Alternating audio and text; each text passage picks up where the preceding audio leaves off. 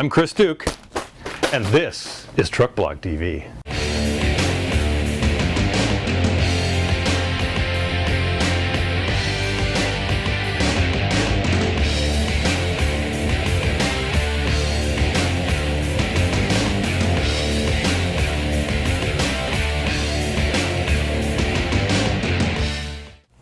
Now we've got Project Truck Blog lifted, it's time to show it off at the upcoming Truck Jam Plus and the SEMA show.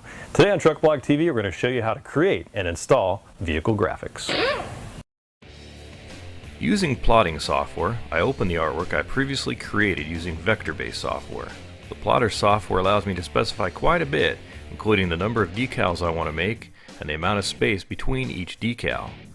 After I've positioned and sized the artwork, I feed my plotter a sheet of vinyl, and then I send the artwork off to the plotter so it can cut the decal. Our 24-inch plotter uses a precision razor blade mounted in a pivoting head so that it can move in all directions as the plotter moves the vinyl back and forth, left and right. To score the vinyl, the plotter's head applies slight pressure to the vinyl in order for the razor blade to cut the vinyl, but not the paper backing. To separate the decal from the large roll of vinyl, I use a Scotch paper cutter. After the plotter has scored the vinyl, it's time to remove the excess material that we don't want from the paper. I use a weeding tool, which is basically a thick pin to lift off the vinyl I want removed.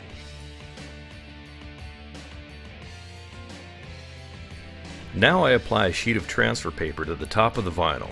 This is what you use when you apply the decal to your vehicle. Next, using a plastic squeegee, I adhere the transfer paper to the vinyl and remove any air bubbles that might still be trapped.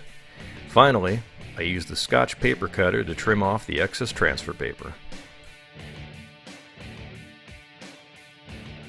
The tools you need to get the job done can be purchased from your local sign shop rather inexpensively. They include a plastic squeegee, a pair of scissors or a Scotch paper cutter like I use, a weeding tool, an X-Acto knife, and a roll of transfer tape. Making your own decals is not expensive, but it does require a lot of time, patience, and labor. Now the first thing you need to do is make sure your truck's real clean. So grab some detail spray on microfiber cloth and put in some elbow grease. Now that we've determined the size and cut our vehicle graphic, it's time to hold it up to the truck, check for fitment, making note of door handles and door jambs, and you might need a buddy for this part. Now thanks to Jason's help, we've got our graphic positioned on the truck. We've got plenty of clearance here for the G. We've got a door cut that's going to go through here to break up the G just a little bit.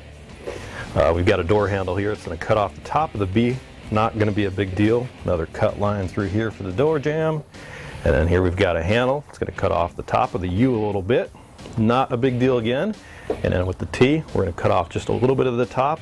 And then the bottom of the T is going to wrap around the fender.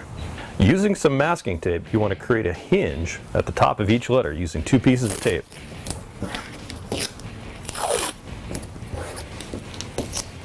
Then we're going to use this Scotch blade tool here, which has a razor blade inside and a protective piece here so you don't scratch your truck. And we're going to cut each letter, just like this. To apply each letter, we're going to use some application fluid and a squeegee, both available from your local sign shop. Using this hinge we created with our masking tape, we're going to lift up each letter, peel off the backing, or spray some application fluid on the truck, and slowly lay down the graphic.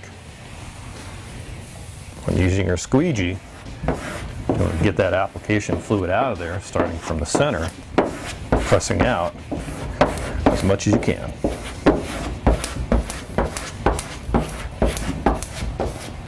It's been about 15 minutes. We're going to go ahead and start removing the application tape from our T. We're going to use a squeegee with a Teflon sleeve on it to work out any remaining bubbles. And the Teflon sleeve is going to make sure that we don't scratch that vinyl.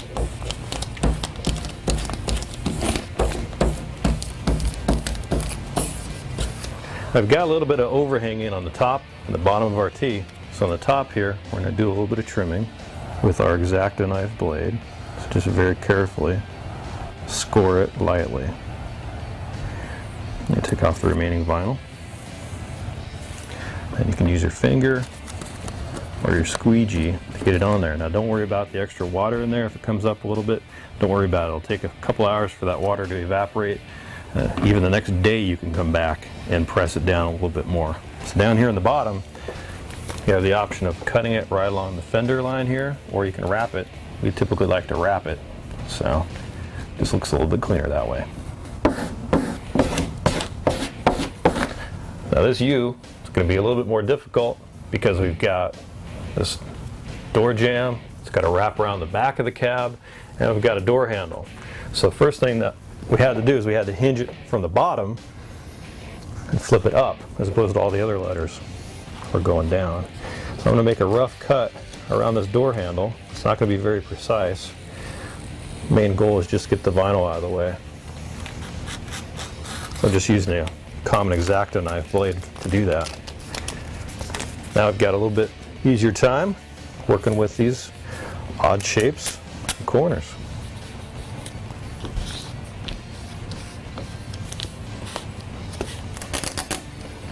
Don't be afraid to lift it back up again. Just be careful when you do that.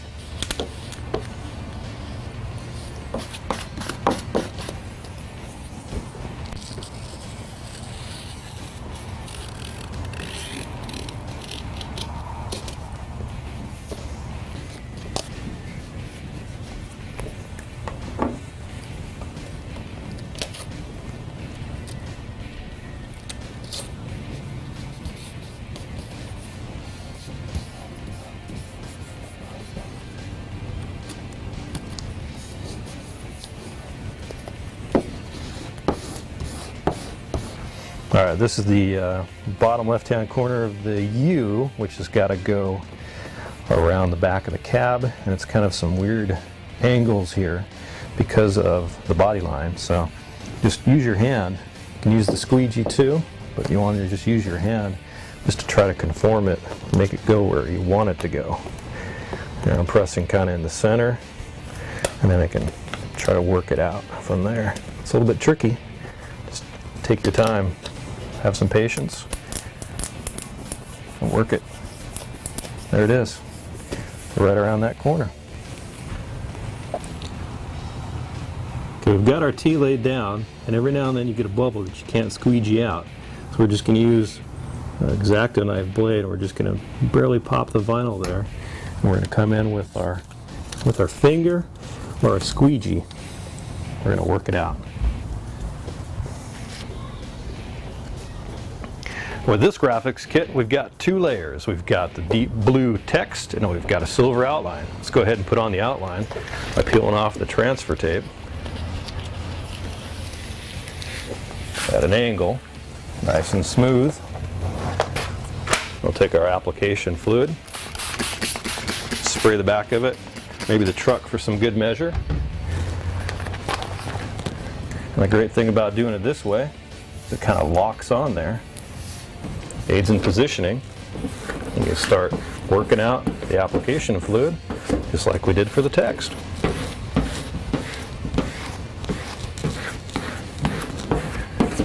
And we'll wait about 10 minutes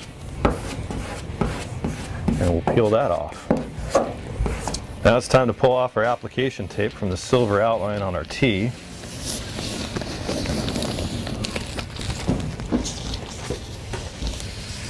Again, you want to go real nice and slow. Be careful of areas like up at the top here where we're going to need to cut.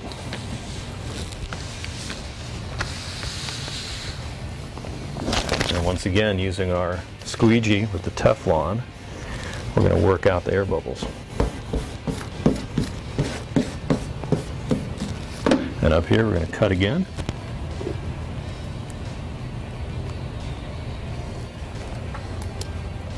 So it matches with the blue.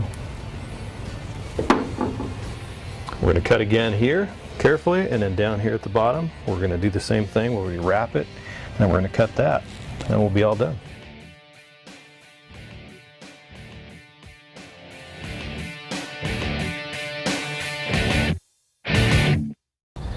Well, welcome to the driver's side of Project Truck Blog. We just completed the installation of our graphics kit on both sides of the truck with this metallic blue and a metallic silver outline. And while we're at it, we went ahead and added our domain name to the bed side, as well as over here on the bottom of the tailgate. That does it for this episode of Truck Blog TV. For more episodes, go to www.truckblog.tv. Also check us out on iTunes. Do you have any automotive related ice cream? Truck related or anything like that?